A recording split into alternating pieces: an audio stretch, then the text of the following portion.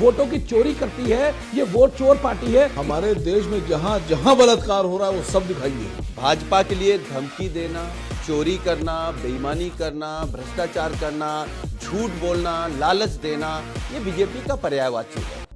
Picture चालू करो बे। चलो भाई देखो अब मैं क्या करता हूँ। मजबूरी क्या रही कि गाली देने वाले को गले लगाना पड़ा? अभी बदत है भाई, अभी बदत है। आपने कहा कुछ तो मजबूरी रही होगी। हाँ, स्वाभाविक है, मजबूरी है। जब सवाल देश को बचाने का हो, सवाल संविधान को बचाने का हो, लोकतंत्र को बचाने का हो, देश की सीमाओं को बचाने का, बीच में ना बोल, देश की संसद को बचाने का हो, देश के सरकारी संस्थानों को बचाने का हो और मीडिया को भी बचाने का हो, तो स्वाभाविक है हम समझौता करेंगे। मिल गया जवाब। ये आरोप लगाया जा रहा है कि देखिए अरविंद केजरीवाल को जेल में डालने की धमकी थी, इंडिया अलायंस को छोड़ने की धमकी थी, लेकिन उसके बाद भी आपने इंडिया अलायंस करा। और पंजाब में आपने नहीं करा। पंजाब में क्यों नहीं करा और दिल्ली में क्यों करा? जवाब दे इस बात का। सब जानना है इस बड़वे को। मर्यादा रखिए, थोड़ी मर्यादा रखिए।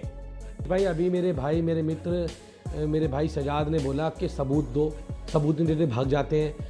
अभी जब सबूत सुप्रीम कोर्ट में दिया और सर्वोच्च न्यायालय ने नंगा किया भारतीय जनता पार्टी की चोरी को, जूम करो और तमाचा जो जोड़ा भारतीय जनता पार्टी के मुंह पे सुप्रीम कोर्ट ने, और सबने देखा कि चंडीगढ़ के चुनाव में जो धांधलेबाजी इन लोगों ने करी थी और सुप्रीम कोर्ट में सबूत दिया, कैमरे की रिकॉर्डिंग दी, और इनका अनिल मसीह, जिसके मसीहा ऊपर बैठे हुए लोग हैं, इनके साहब है, वो मसीह जब पकड़ा गया तो Bharatiya Janata party TV channel से गायब हो गई। अपनी दोस्ती बनी रहे यार। और सबको पता लगा कि भारतीय जनता पार्टी कैसे वोटों की चोरी करती है, ये वोट चोर पार्टी है। इससे बड़ा सबूत बताइए मैं क्या दूं आपके चैनल पे, जो खुद सुप्रीम कोर्ट ने कहा है, मैं नहीं कह रहा हूं, माननीय सर्वोच्च न्यायालय ने कहा है कि वोटों में धांधली हुई, वोटों की चोरी हुई। और वो व्यक्ति कौन था? अनिल मसीह। वो भारतीय जनता पार्टी का मल्टी सेल का चंडीगढ़ का अध्यक्ष था। इतना छोटा पहले कभी नहीं हुआ होगा।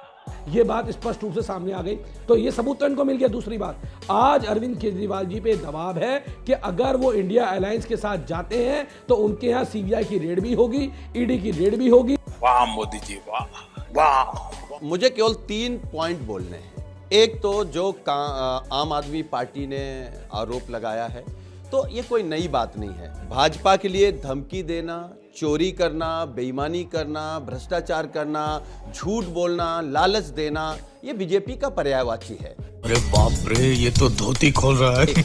दूसरी बात, जो विपक्ष के नेता हैं वो अब ईडी से, सीबीआई से, पुलिस से, थाने से, मुकदमे से, जेल से अब डरना बंद कर दें, तभी भाजपा हटेगी। बात तो सही है। सवाल यह है कि जो बीजेपी के प्रवक्ता कह रहे हैं कि हमने कहा कि मीडिया पर हम नहीं बोल रहे हैं, हम तो पूरी देश की मीडिया की स्वतंत्रता को बचाना चाहते हैं। हम नहीं चाहते हैं कि कोई भी पत्रकार कुछ लिखे, कुछ बोल दे अगर सरकार के खिलाफ, तो उसको जेल हो जाए या उसके खिलाफ एफआईआर हो जाए। इस सज्जन को क्या तकलीफ है भाई? मैं आपसे गुजारिश कर रहा हूं कि ऐसा नहीं कि खाली संदेश खाली बलात्कार हो रहा है। हमारे देश में जहां जहां बलात्कार हो रहा है वो सब दिखाइए। और इससे भयानक तो बलात्कार गुजरात में हुए थे। कुछ समझे दया? हाँ सर, इसका मतलब है इसका मतलब है लवणे न भोजन। मर्यादा रखिए, थोड़ी मर्यादा रखिए।